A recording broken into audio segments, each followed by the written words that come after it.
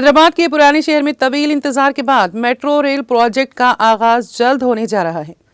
Hyderabad metro rail کے phase 2 توسیع کے ایک حصے کے طور پر یہ منصوبہ پرانے شہر میں رابطے کو بہتر بنانے اور ٹریفک کے دباؤ کو کم کرنے کے لیے تیار کیا گیا ہے۔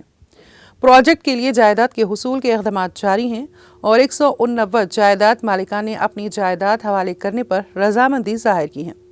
6 جنوری 2025 کو 41 جائیداد مالکان کو معاوضے کے چیکس دوپہر 2 بجے ایک خصوصی تقریب میں دیے جائیں گے۔ یہ تقریب حیدرآباد کلکٹریٹ کے اجلاس ہال میں منعقد ہوگی، جہاں ریاستی وزیر ٹرانسپورٹ اور B C welfare Poonam Prabhakar تقریب کی صدارت کریں گے۔ یہ معاوضے کی تقسیم پروجیکٹ کے ایک اہم مرحلے کی نشاندہی کرتی ہیں، جس کے بعد 1 یا 2 دن کے اندر انہدامی کارروائی شروع ہو جائے گی۔ میٹرو تحصیلدار کے مطابق انہدامی کارروائی کا پہلا مرحلہ دارالشفا سے میرالم منڈی تک کے علاقے پر مرکوز ہوگا۔